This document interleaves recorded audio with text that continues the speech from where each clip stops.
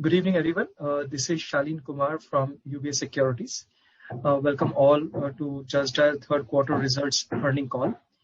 From the management, we have Mr. VSS Mani, promoter, MD and CEO of the organization, and we have Mr. Abhishek Bansal, CFO of the Just Dial.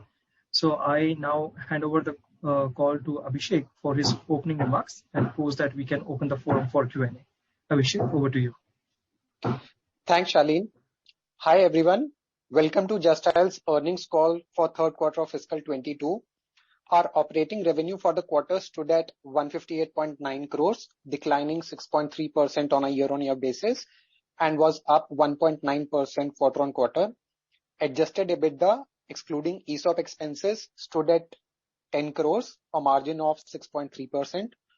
Other income, which was partly affected due to increase in bond yields during the quarter, stood at 28.6 crores. Overall, net profit after taxes stood at 19.5 crores for the quarter. In a nutshell, current quarterly numbers obviously reflect the impact our business has witnessed over past few quarters on account of COVID impacting SMEs. B2C service-oriented categories contribute almost 2/3 of our revenue, and SMEs in these categories have been the most affected during these COVID times. However, while macro environment and pandemic situation will keep evolving, we have taken certain measures recently which are yielding good results in recent months, and likely our monetization shall be back on track in coming quarters. Firstly, on monetization, we have implemented firm pricing and withdrawn almost all discounts that we had been offering during various phases of the pandemic. Along with firmer pricing, we have started focusing aggressively on monthly payment plans, which helps us sign higher number of customers and also gets us a better monthly ticket size. During November and December months, we signed almost 65% of our customers in those months on monthly plan basis, and this was just about 8% in preceding quarter. As a result of this strategy, it has helped us improve signups, which is also partly visible in uptick in paid campaigns, which grew sequentially by about 6,600 campaigns to 437,000 paid campaigns at the end of the quarter. And it will likely aid our future revenue growth as well. Due to change in mix of upfront versus monthly plans, near-term collections do get affected since lesser customers are paying us full money upfront. However, over the tenure of the contract, which is typically a year, we expect to gain from future collections that will come via monthly installments. On operating expenses, employee expenses saw about 16% YY and about 9% sequential increase. We added almost 1,250 employees during the quarter, majorly in sales. While employee costs have upfront impacted P&L, revenue generation from newly added sales force should aid future margins.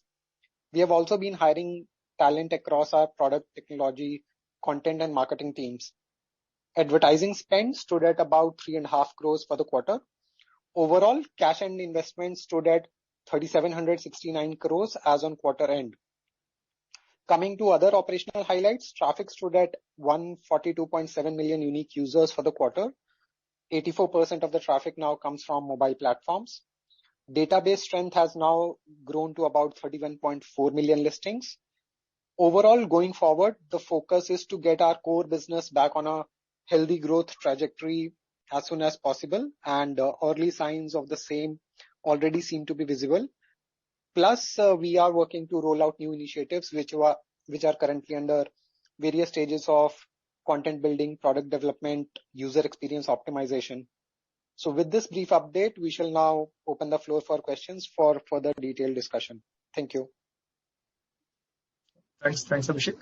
AJ, can we please open the forum for Q&A? Sure. Hi, thanks for joining everyone. If you have question, kindly use the feature raise hand, which is available to you at the bottom part of your Zoom screen. Or if you are dialing from the telephone, please press star 9 to raise your hand, and we'll be assisting you with the Q&A. Thank you.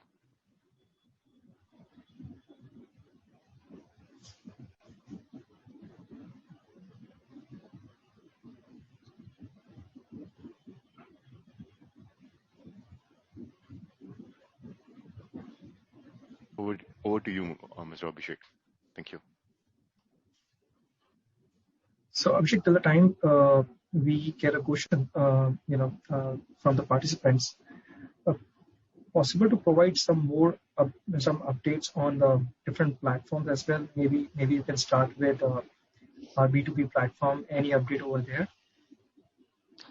So Shaleen, at this point of time, we are sort of looking at our business in two parts. The first, obviously, the core business, which, as I mentioned, got affected due to primarily due to first and second wave of COVID. So there, the focus is to get that particular piece back on a healthy growth path as soon as possible. On newer initiatives, ultimately, the way we look at it is that more and more consumers are going online, wanting to do things online, be it in terms of booking any appointments, doing any transactions. On the other hand, as far as SMEs or businesses are concerned, they also want to be present online to get discovered, to get new users.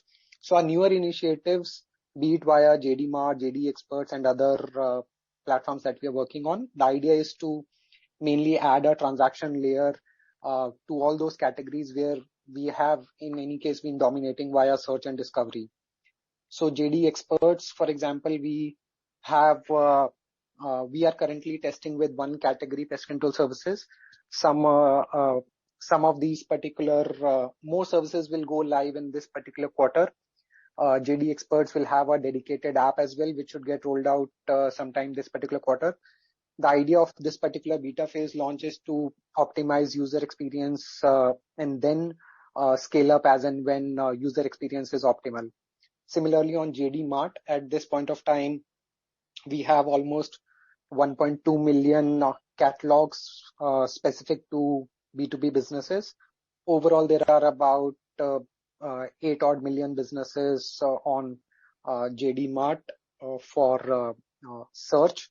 And out of the 1.2 million catalogs that we have, about 500,000 are quite rich catalogs. So there is work happening on content, etc. on JD Mart.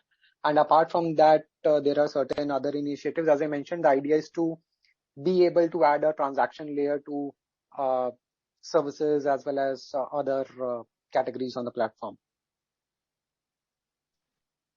Sure. Thanks. Also, everyone, if you have a question, please press the raise hand button, which can be found at the bottom of the Zoom interface. And if you are dialed in via telephone, please press *9 to raise your hand. Thank you.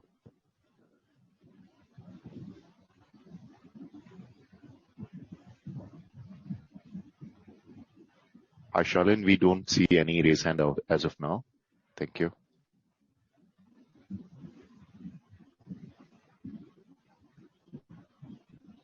Sure. So I think I'll use the opportunity then.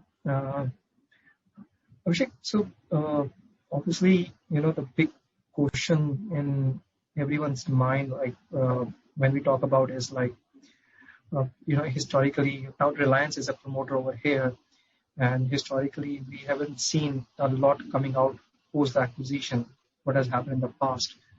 So just want to pick your mind here, like, how the management over new management is aligned and what kind of discussions are happening, and, in terms of the business plan, going forward strategy, because there's a lot of cash also sitting on the books, right? So how you intend to utilize it.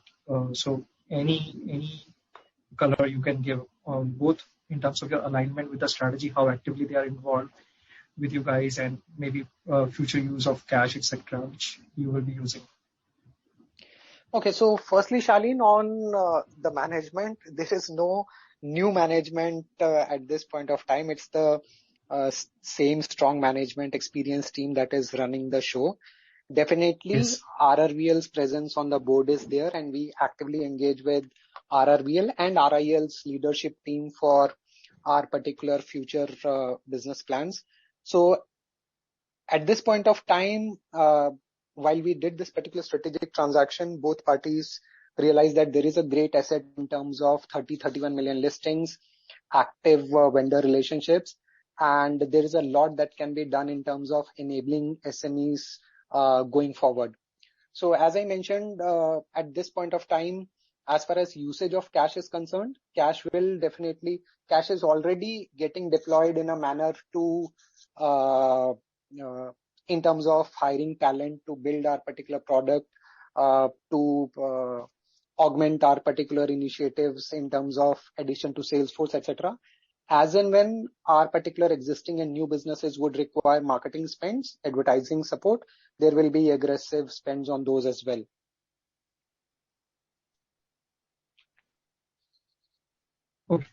Okay. I think we have some questions from the participants. So, sure. PJ, can you moderate? Sure. Hi, Sai. You're the first participant. Kindly unmute yourself and ask your question. Hi, Abhishek. My question is, with the Reliance coming in the board, okay, what kind of changes? It's similar lines to the previous question. What kind of changes happened? And second thing, there is a lot of rumors circulating around in market that JD is planning to launch an e-commerce platform. Is there anything which you are thinking on those lines? So what kind of future growth prospects which we can, as an investor, look at it? Okay. See, first of all, with the Reliance coming on board in terms of changes, definitely they are now present on our board. There are active strategic discussions that happen between both sides. Operationally, also, our teams are actively engaging with them to see what all synergies can be utilized at both ends.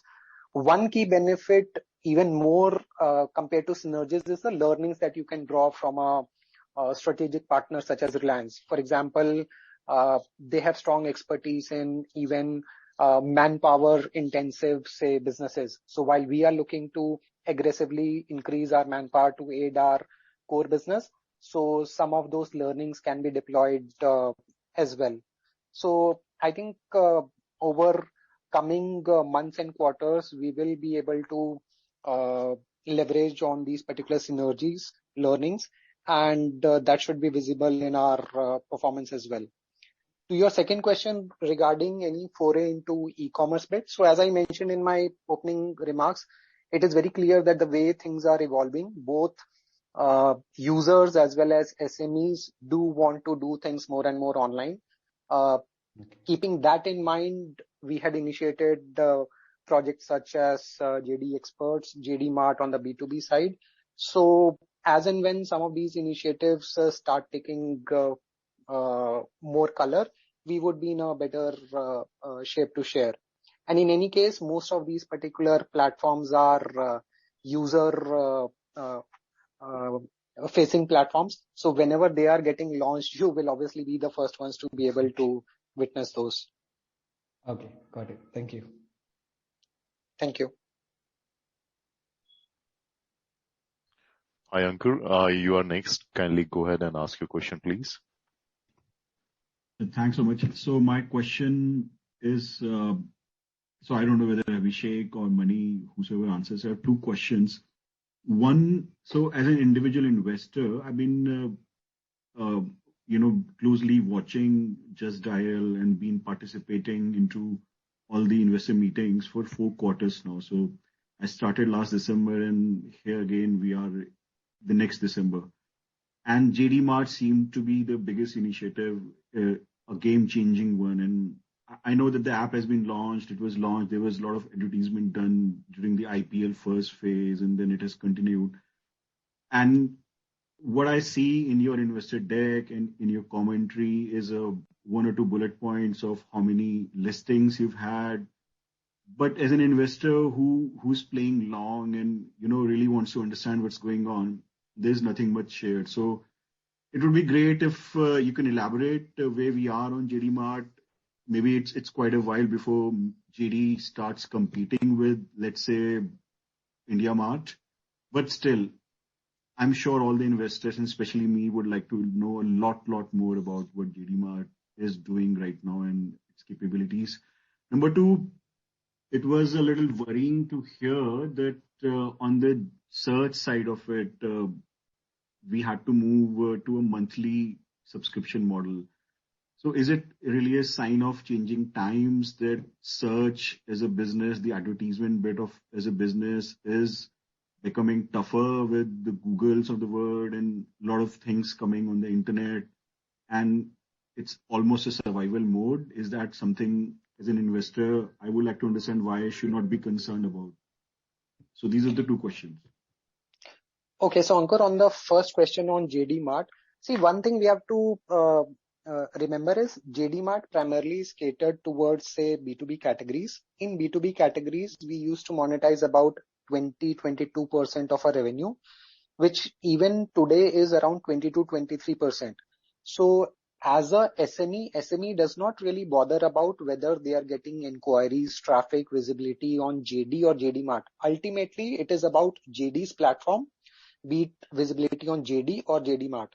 Now, over last 3-4 quarters, what has also happened is that, like, first quarter of this particular fiscal year, we were very severely impacted by second wave of COVID.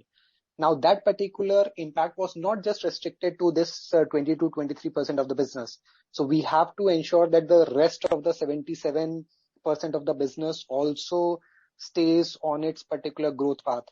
Those are some of the reasons that this particular JD Mart related active update, so to say, you might find it to be missing. On your second question, why have we shifted on a monthly plan basis? First of all, during our IPO days, when we were growing top line at about 25 to 30% each year, at that point of time, we were about 45% of our customers used to pay us on a monthly basis. And a couple of years were as high as north of 50-55% as well. So it's not that at this point of time, because customers are not willing to pay upfront, that is why we are shifting to monthly plan basis. The way ecosystem is evolving, in most cases, people are actually wanting to pay in small tickets. They might be okay subscribing, taking subscription on a monthly basis. That is why we said that, okay, if we can remove any sort of friction from our sales process, that will help. So there might be a customer who might be thinking twice that, okay, whether I should spend 22,000 rupees in one shot, whereas they might start with 2,000 rupees a month subscription. Later, they might even be willing to go for an annual plan, thinking that they will get some 10-12% upfront cash discount, etc. So the shift to a monthly plan is mainly to say that, okay, we are okay not locking in customers for a longer tenure. We want customers to sort of come in at their particular will. So that is the only thought process. And which is what we are seeing, that we are able to sign up more customers, and the estimated revenue from these particular signups is also seeing a growth path. So ultimately, we have to see that total revenue sort of should get maximized. All your digital products, for example, whether you do advertising on a Google, Facebook, or any other such global platform, you can sort of recharge your wallet for X rupees. You can run campaigns for 5 days, pause it for 2 days, and that is how the ecosystem is. How does that payment happen on the platform? Because, for example, these RBI impending guidelines about creating issues or auto renewal makes it tougher for subscription services like yours, and if I may compare with Netflix's of the world, difficult to renew. So renewal process becomes even more challenging and needs No, so on that front, we haven't faced much of a challenge. These particular, first of all, these monthly subscriptions, the new RBI guidelines primarily affect whatever subscriptions are set on your credit card or a debit card. In our case, majority of these particular monthly payments are set directly on the bank account. And even in cases where they are set on a credit card or a debit card, those stricter rules apply for transactions over 5,000 rupees a month, whereas our ticket size at this point of time is much lower. So we are not really worried on that front. In fact, these days, it is much easier to set up a ECS or a monthly standing instruction on your bank account. Most of the banks these days provide that particular e-nudge facility, which allows monthly payments to be directly deducted from your bank account. So, do we as investors expect that you will maybe next quarter start sharing the mix of the subscriptions that you have? Because I still see a decent number of deferred revenue sitting in the balance sheet. So now maybe you've started this plan recently, but maybe from next quarter onwards, it will be will you be willing to share the mix and so that we get much better clarity of how Maybe we can look at sharing realizable value as a trend, which is indicative basis past track record. That may give because when there's not much of deferred revenue, rather deferred revenue reducing, there could be panic among investors. So if we share the realizable value part, I don't know, Abhishek, you have to think it over. Sure, we can take a look at that. As I mentioned during my opening remarks, in last quarter, our monthly payment plans were at about, on an average, 55%, with November, December at about 65%, and the previous quarter was at about 8%. In fact, in deferred revenue, the one reason why that has sequentially declined is because of this adoption of a monthly plan strategy. So in monthly plans, as I mentioned, that while upfront collections will be lower, but over the period of next, say, 12 months, those particular collections should more than offset the upfront impact. The monthly plan should be read more like how there's EMI plans to buy goods and services. So basically, if you have an equated monthly installment, then there are more number of people being able to afford it. Some, in our case, it's like earn, and pay because you're paying on a monthly basis. And they're able to spend and commit more larger sums of money, since it is a equated monthly installment. So it's a trade-off. It's a trade-off. The renewal process is a challenging. It's auto renewal. Okay. All these are literally perpetual contracts till the customer stops his payment. It's auto debited to his account. Yeah, so I think that's a good sign for the business. Yes. Those numbers could be maintained, and those would be very important to track as well. I would say, yeah. Right. So just to give some flavor on that, pre-pandemic we used to get about 23-24 crores a month of collections from these particular monthly deductions directly from bank account.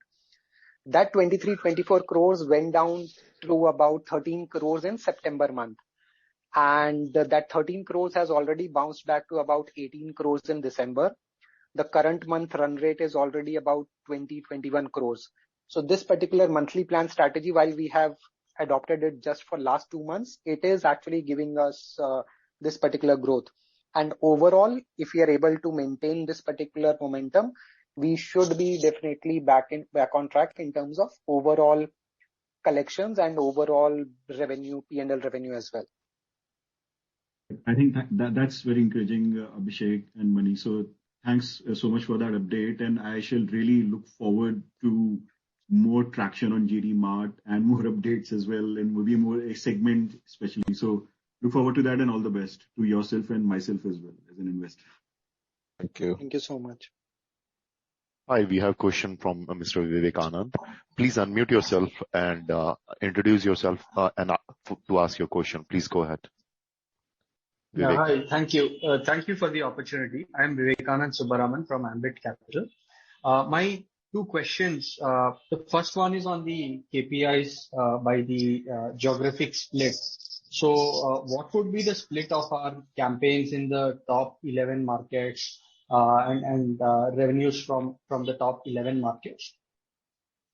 So outside top 11 contributes about 57% to campaigns and about 35% to revenue.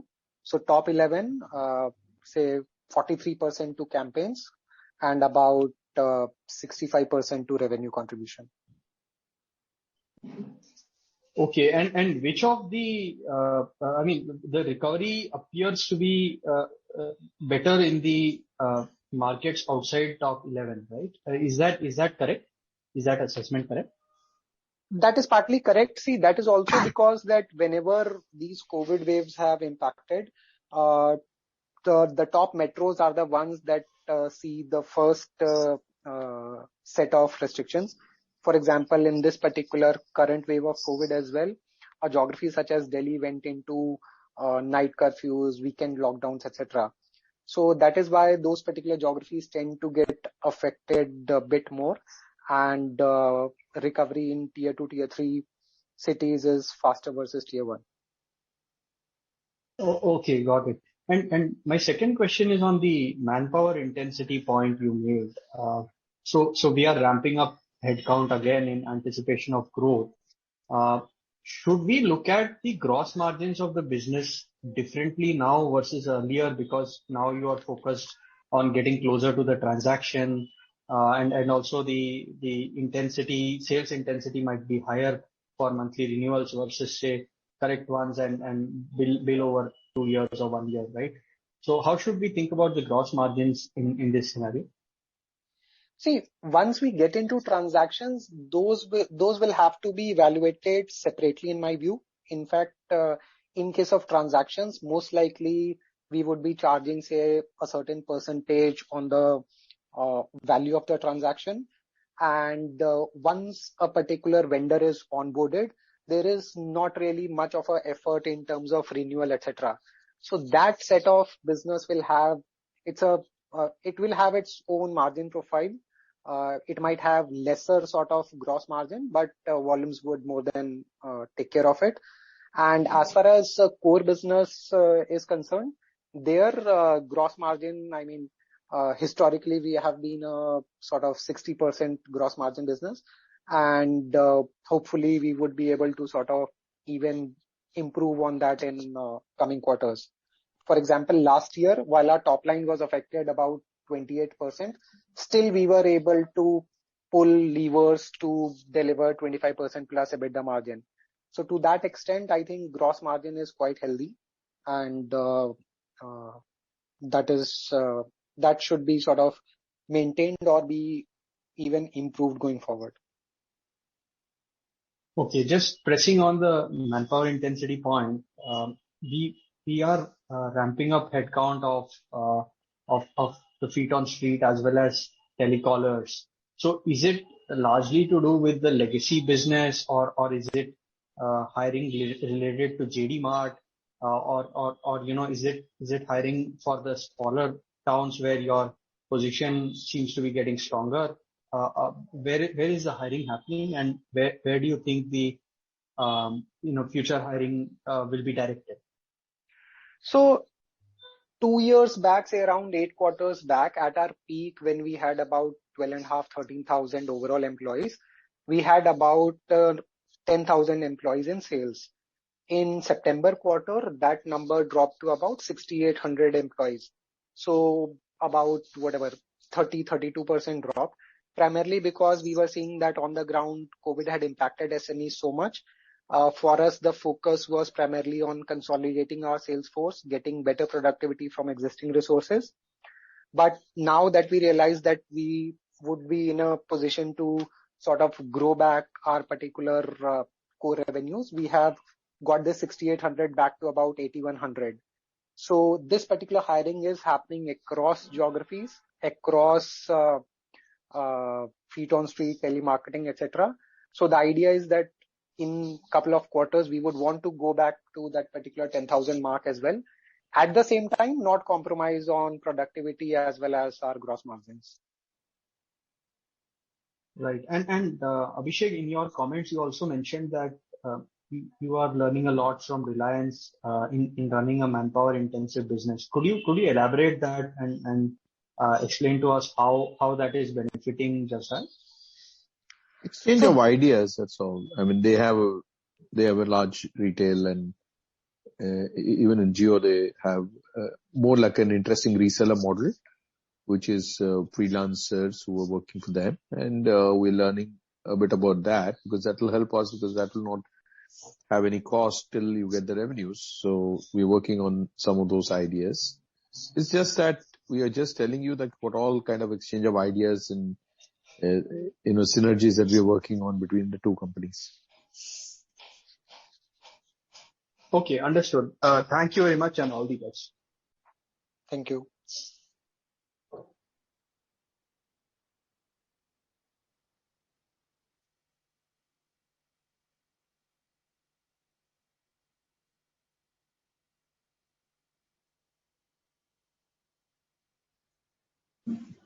Ashish, we are unable to hear you. Hello. Yes, Ashish, please go ahead. Very good evening to all of you. See, I have two questions I have for you. The first thing is, as a small investor, we need to know when do you plan to put the 3,700 crores odd that you have cash in your books? And the second thing is that why in this quarter, the treasury income from other sources was very little as compared to last quarter when you had 3,700 crores in your books. Okay, Ashish, to your first question regarding deployment of 3,700 crores. See, the thought process is that yes, we are very well capitalized and this particular money would be put to good use as and when required. Fortunately, our core business also generates very healthy free cash flows. So this particular 3,700 crores, we'll see at what stage and which products require this particular financial support.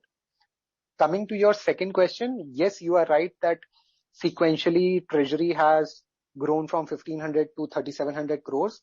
However, in last quarter, on a sequential basis, there was about 30 basis point increase in bond yields on a, say, India 10-year bond yields. In fact, for 3-year paper, which is what forms bulk of our portfolio, the increase was as high as about 45-50 basis points.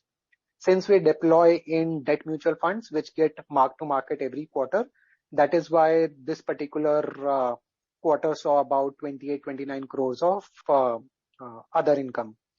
Overall, the way to look at it would be that the embedded yield to maturity of the entire treasury would be about 5.25% or so. So on 3,700 crore treasury, about 5.25% is what we should be earning at current interest rates over the long term. Say over 4 to 6 quarters, that is how it should be, though there could be quarterly fluctuations.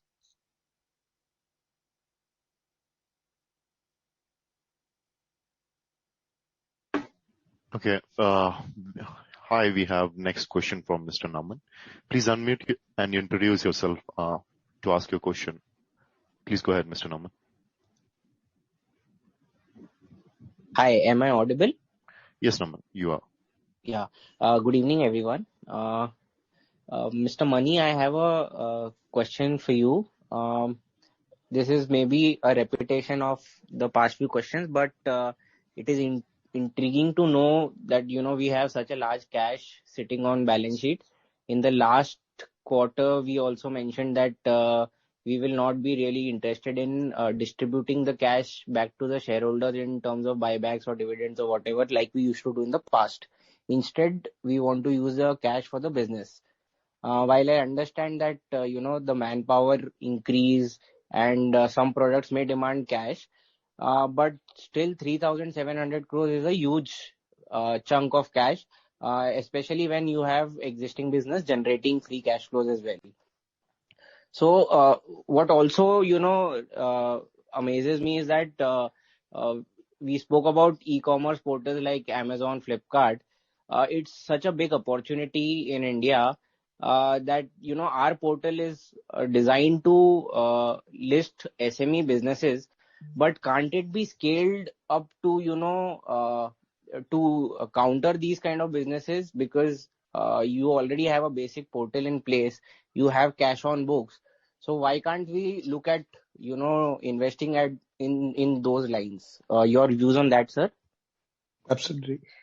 So our main focus area is going to be what we call as 3P marketplace, which is third party marketplace, purely allowing all kinds of businesses to sell their products through our platform. And the focus is, from a customer experience point of view, the differentiator will be like instant delivery. There will be obviously e-competitive pricing and an after sales service available also on dialing the number at 10 times 8, just in case. So we have a product that's getting launched, which is at a very large scale when it comes to any kind of product, whether it's B2B or B2C, can be sold online through our platform. The pilot run for the consumer B2C version will be somewhere in February, which is when we start signing up businesses, which is all the neighborhood stores, all kinds of businesses that you see in any city which have brick and mortar presence. So we'll be their online platform which will fetch them business which they can execute instantly.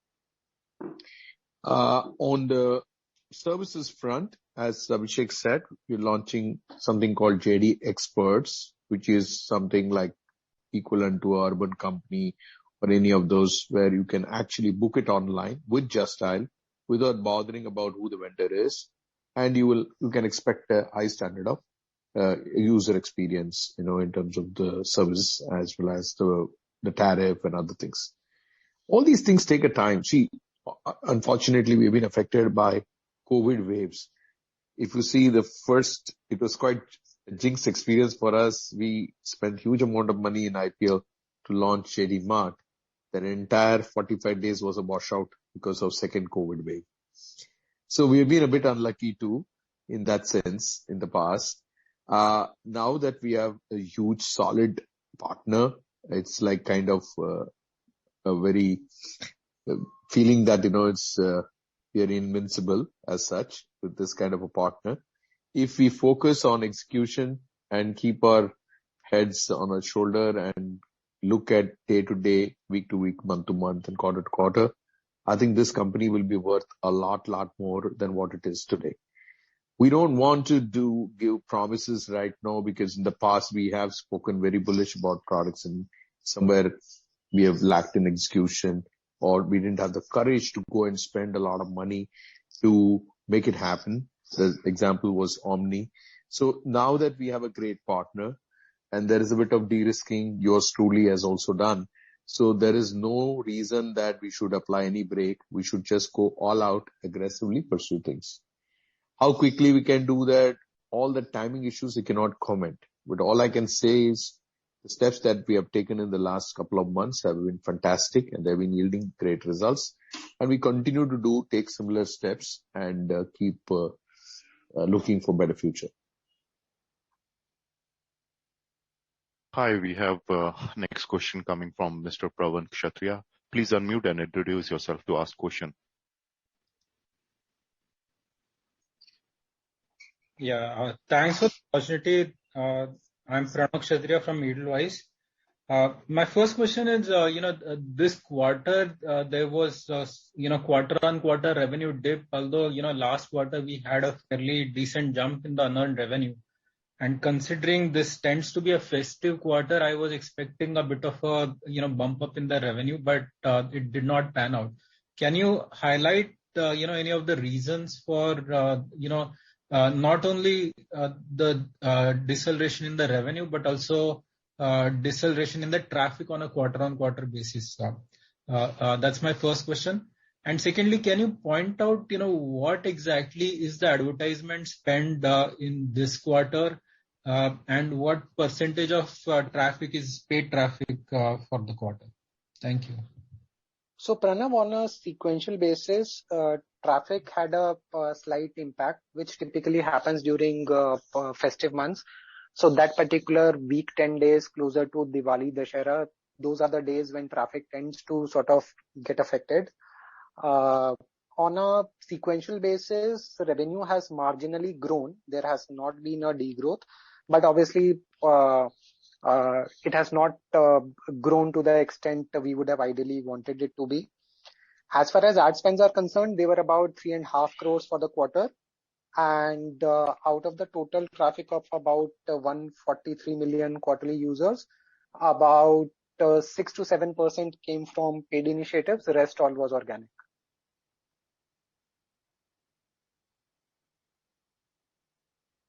Hi, we have next question coming from audio dial-in.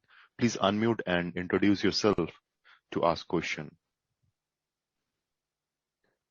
Kindly use *6 to unmute yourself, please.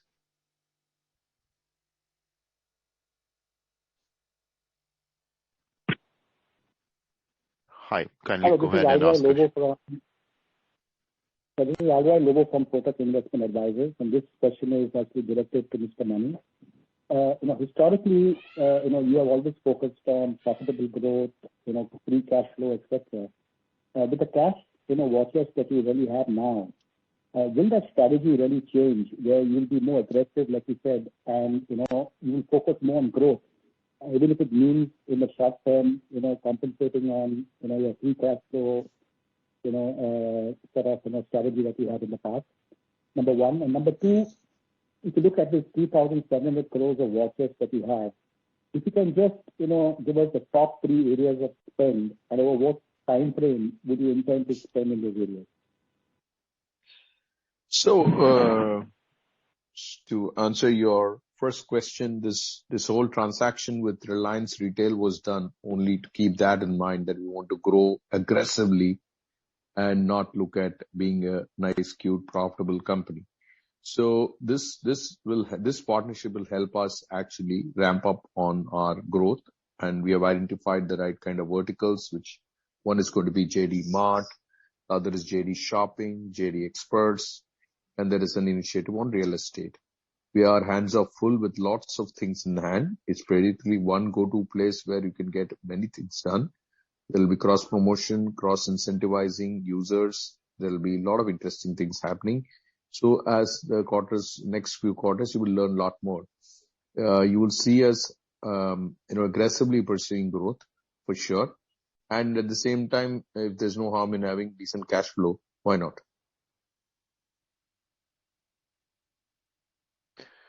Okay.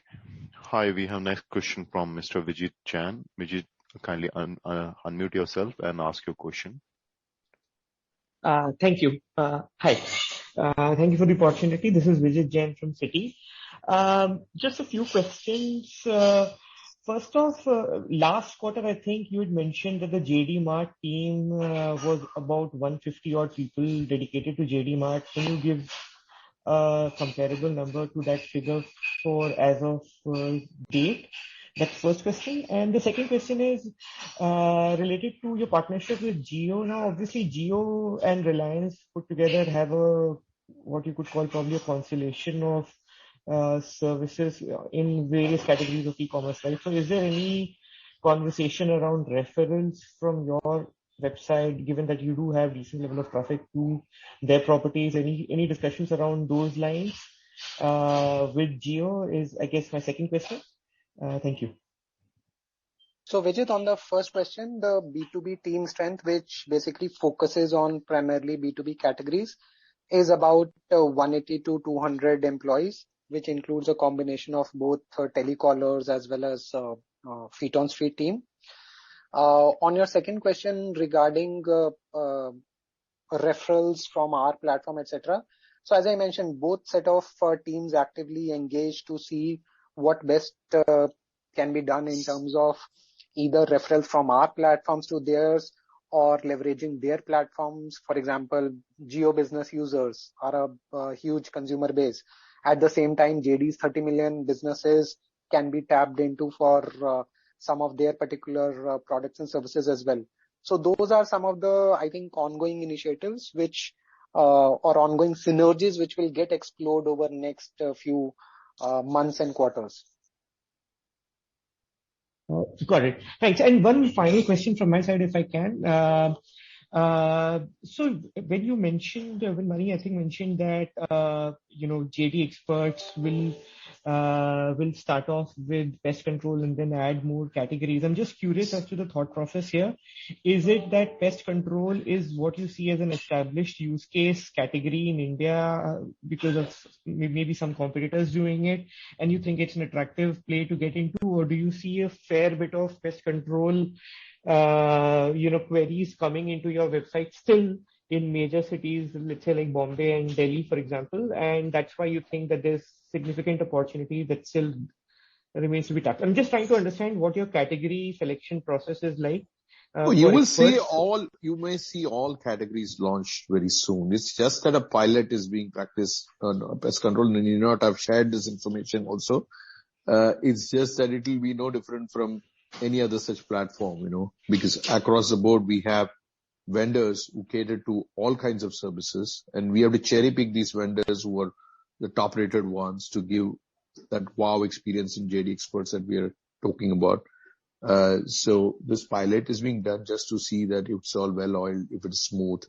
and then you can just expand it to multiple geographies and multiple categories. Got it. And Mani, the initiative on real estate that you spoke about a little bit, can you elaborate on that a little bit more?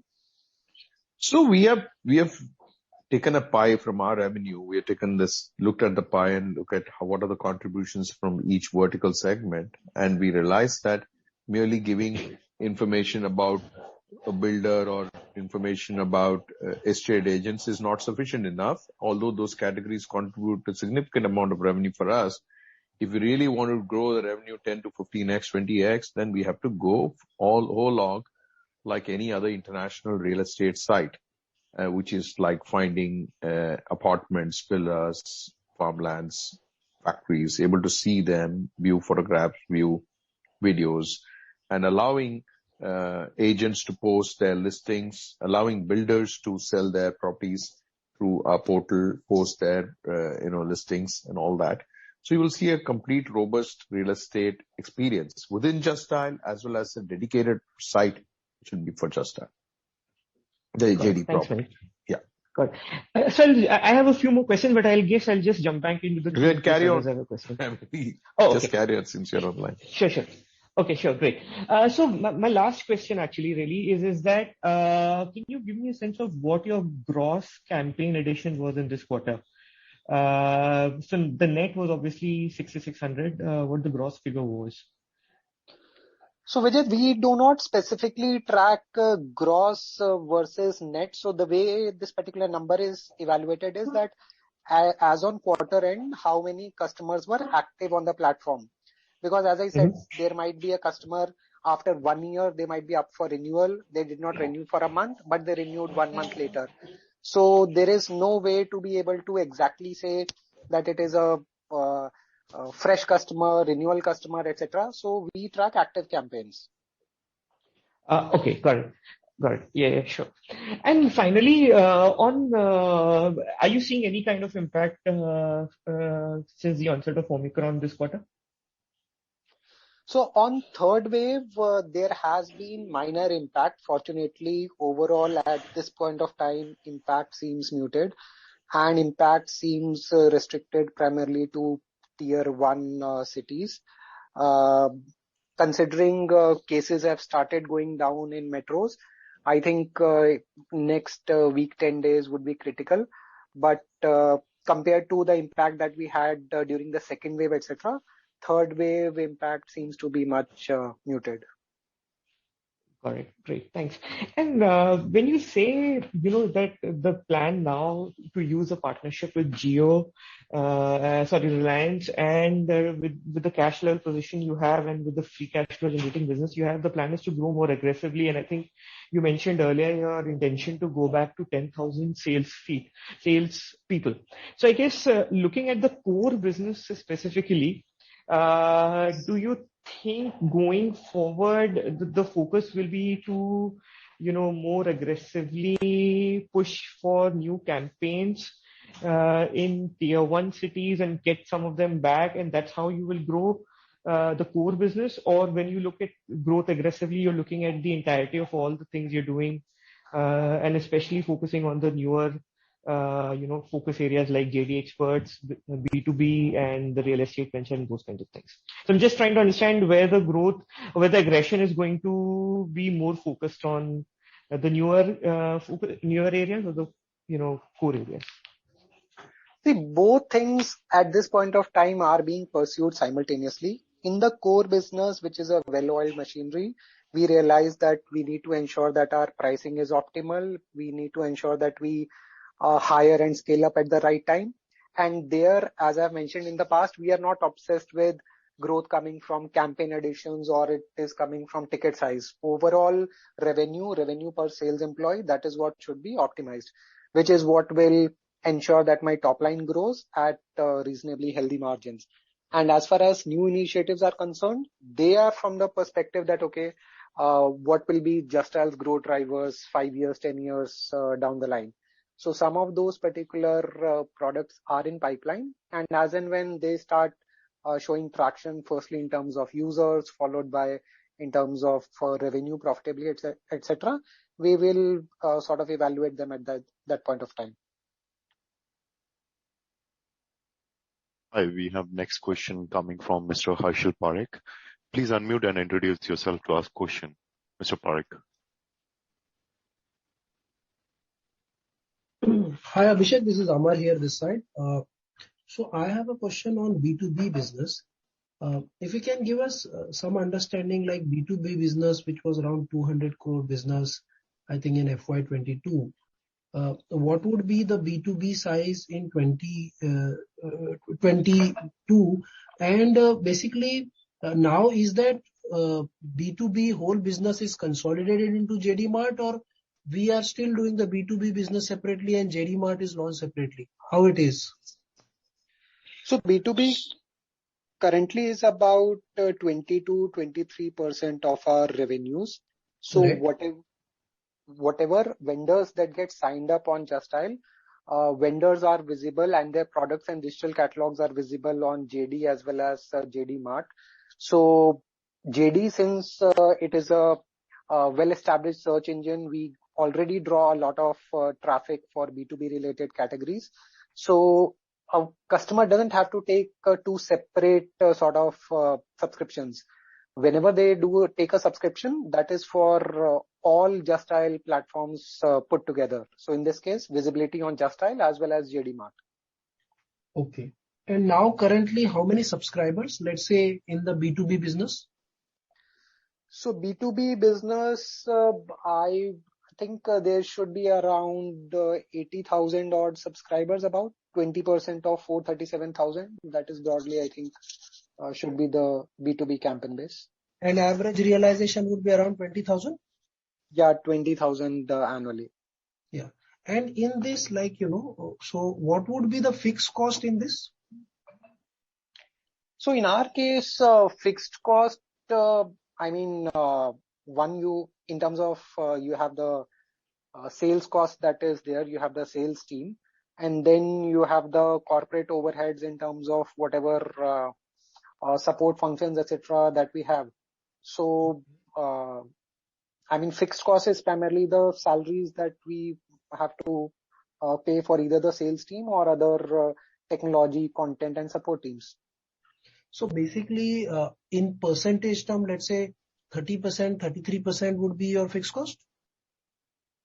So we look at it more as a gross margin basis. So for example, on overall Just Dial, pre-COVID, we used to have about 60% gross margin, and against that business used to make overall about 25 to 30% EBITDA margin, which essentially means that another about 30-35% used to go in other support functions related to product, content, technology, advertising, etc. Okay. So we do not directly look at that, okay, this much percentage is fixed cost versus non-fixed. Okay. For example, while we were a 25-28% margin business in FY20, in FY21, our top line dropped by about 28% due to COVID impact, but still we were able to optimize our cost structure such that business still delivered about 28% EBITDA margin. So that is how it is. Okay. Okay. And let's say in this 9 months. Can I request you to please join the queue? There's a long queue of participants process. Okay. Thank you. Hi. So requesting you all to please restrict yourself to only 2 questions. And we have next question coming from an audio dial-in. Please unmute yourself and ask question by hitting *6.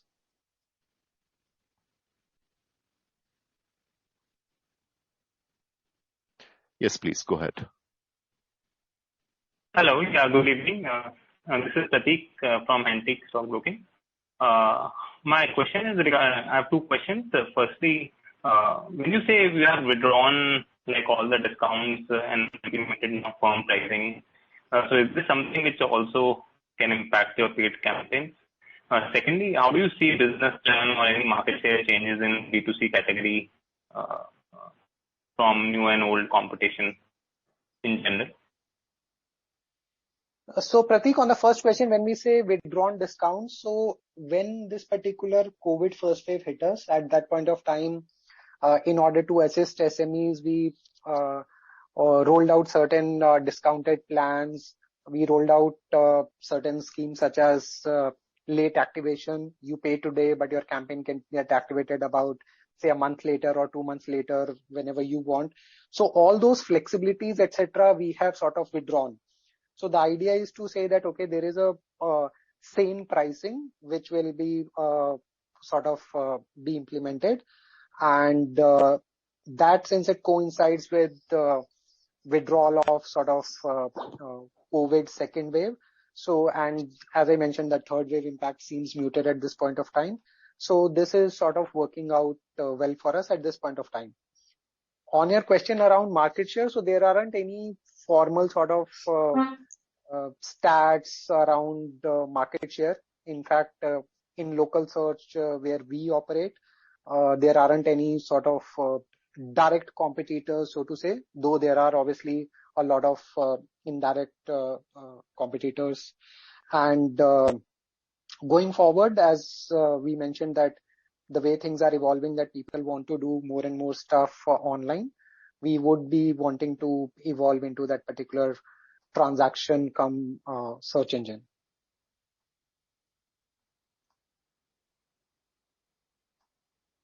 Thank you. Can I ask one more question, or I shall get back to the queue? Go ahead. Go ahead. Sure. Thank you. Also, in the last call. Yeah, I think our caller got dropped. So we have next question coming from Mr. Anuj Sehgal. Please unmute and introduce yourself to ask your question. Please go ahead. Yeah, hello, can you hear me? Yes, Anuj, we are able to hear you. Yeah. No, I just wanted to understand. So, you talked about transaction model, which will obviously have revenue as a percentage of value of transaction and will have a different margin profile from the core business. So what I want to understand is, what are the categories that you think will be suitable for this transaction driven model, and what kind of a business, or how will your overall revenue change, let's say, over the next 3 to 5 years with this whole transaction model shift that you are anticipating? So Anuj, on this, I think it'll be too early for us to be honestly able to comment that how will revenue profile, etc. change. As we mentioned, that the idea is to add a transaction layer in both service and product related categories. We would want to pick, say, low hanging categories first, optimize them for user experience, and then gradually scale up to other categories. So at this point of time, platform is getting built. There will be pilots that will be done. We will work towards growing the user base. At the same time, work on monetization, etc. So I think it will be some time before we can be in a good position to be able to comment on this. Or maybe if I ask in a different way, can you give us a sense of how you are thinking about this? Or maybe give some examples of what kind of categories would you be, if not targeting, but what are the kind of categories which are suitable for such a business model, and how should we think about that? I mean, I know it's early days, but at least just want to understand your thought process of how you are going about building this business. So, for example, on the services side, as part of JD Experts, it would be, say, home service related categories. For example, your pest control services, your categories such as any kind of appliances, repairs. Then it could be extended to, say, carpenter, plumber, electricians. Even could be extended to yoga trainer, fitness trainer, etc. So these would typically be on-demand home services. On the product side, it could be any sort of consumer durables, such as, say, mobile phones, your... So can I add to this? So please go ahead. Let us take shopping. Shopping will be no different from what you see in Amazon, Flipkart. The difference is the partners are located, it's a hyper-local sourcing mechanism. So ensuring that the person matching the consumer buyer to the seller to the nearest pin code and ensure faster delivery. And we have a larger inventory base in terms of, say, 1 million businesses being our partners. we're able to cater to products on demand at any time because of such a large inventory base. When you extend this to any other product, which is, let's say, B2B in nature, bulk in nature, wholesale in nature, there too, again, the similar strategy. Basically, all those listings on Just Dial are doing nothing but they're playing a part in the economy. They're all playing their role as retailers, wholesalers, distributors, or whatever. We're bringing them to our platform and allowing them to sell exactly the way they sell it. That includes shopping and JD Mart. This will be what we will be doing. This is the platform which will facilitate for them. On the expert side, our idea is that now consumers are more into kind of Uberized type of experience where they would probably want to book with a brand like Just Dial or a platform like Just Dial and would want that execution of that work. It could be any kind of repairs and services at home. It can be any type of services which are rendered at home, like cleaning services or beauty salon services and things like that. What do we do here? Do we employ any of these people? No way. We go to our partners and we locally source them according to the same pin code, geocode strategy and try to cater to it on time, ensure that it's a high standard of service experience and there are certain formats, methods that they have to follow, all the service providers. Similarly, you can go dissect healthcare, doctors. What could happen in doctors? Doctors could be online consulting. Doctors can be fixing an appointment, finding the type of specialist, specialty hospitals, various things. So can you go deep dive into it? Of course we can. So that's where the investment is getting in. Real estate, I already explained that if we get into real estate, it's going to be much deeper content, allowing every agent and builder to publish their content for free and sell their inventories. And obviously there'll be a preference to the sponsored listings, whose products and whose postings will be showcased right on top. Accordingly, we would have something to do with groceries, insurance, loans. So what we did was we looked at the JD revenue pie and where is our revenue coming from? Our revenues were coming from, let's say, insurance agents, people who were facilitating for loans, people who were retailers. Then we looked at how is it happening in modern day. Modern day, it's happening differently. So can we play an important role? Can we provide a platform for that? And this is what we're going to work on. So you will see we'll roll out one by one each of this. As you go to the same Just Dial also, you will see a much superior and richer experience. And that's what our goal is. Let's see how much of it we can execute. It may seem like a lot, like we are trying to overachieve instead of going after one or two verticals, but that's not the DNA of Just Dial. The DNA of Just Dial is the horizontal. So we cater to all kinds of products and services. So what we did was we started hiring people who were working in certain expert verticals, online verticals, which they have been there for years. They know a good knowledge about how it operates. So we may taken them as leaders, and these leaders are going to execute it, of course, in the differentiated way that we want to do it. Okay, no, this is very helpful, Mani. Just one clarification. So on the B2C side, it is very clear you will go hyper local, try to connect the customer with either an expert or a shop. But on the B2B side, that is not necessarily a hyper local business, right? So how should we think about that part of the business? So even in B2B, if you look at a good example, Alibaba, if you look at them, how they go about. So here you allow manufacturers and sellers to publish their products and obviously sell online, have discussions online, get quotations online, request for quotation online, and all of those. So we provide as a platform whatever is required, there. We are also willing to lend our help, or rather we call it as JD Escrow services, through which if you place an order, your product is reaching you securely, and we kind of release your payment only after the receipt of the goods according to satisfaction, and such type of services that we are going to package along with it.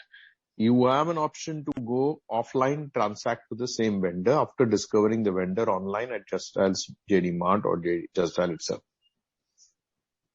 Got it. This is very clear. And is it fair to say that your current mix is about 77% B2C, 22% B2B? Is that similarly how this business will evolve, or is it going to be much different? Well, we are very interested to know that,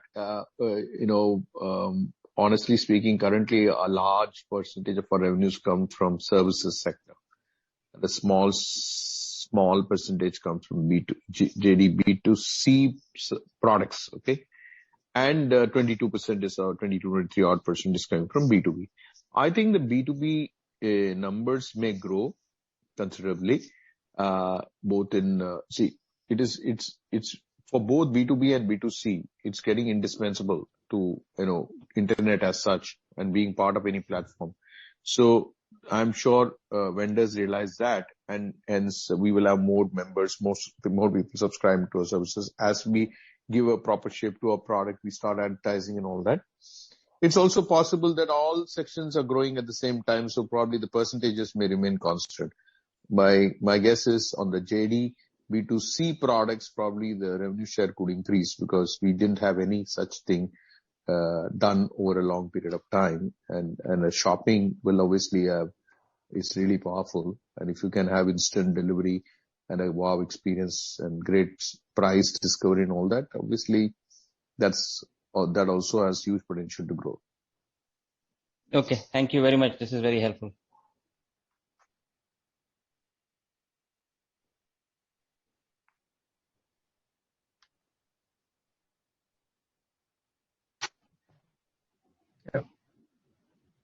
I think we have a next question from Resham Jain.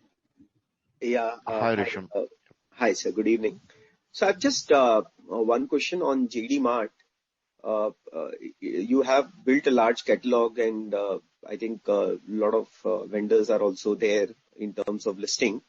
But in terms of indexing them on a search engine like Google, how are we currently progressing over there? Because a large part of traffic comes from Google. So in terms of indexing, how are we progressing? So indexing part, we're growing better and better day by day. I mean, probably there could be some early movers who are now visible, very much prominent there. But it's only a matter of time. Once you have rich content, Google has the bias towards good content. So you'll see that. And since the period of existence of the site also matters, so what we have done is trying to kind of capitalize on the Just Dial's popularity on SEO. So if we could leverage that for traffic to JD Mart, so something tactically worked on that by our team, we'll get to know the results in the next 2-3 months, how that has helped us. Any specific category where you think your indexing is now much more powerful than, let's say, just to give as an example, you might be strategizing based on specific sector first. So any example you can give? No, SEO works on content enrichment, and our content enrichment is getting done across all categories, irrespective of whether search engine traffic or not, we need to have that enrichment for a better user experience. Eventually, you got to less depend on SEO and get traffic directly as the first preference, and that's going to be our ultimate goal, to how to get users directly use our app or you come to our site directly. And there has to be a compelling reason, a proposition for them, and then you achieve it. Okay. Got it, sir. Thank you very much and all the best. Thank you.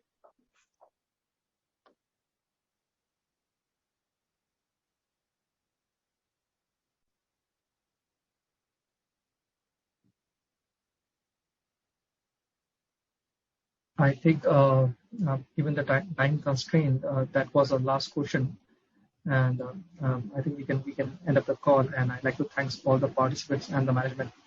Any last comments from your side, Abhishek?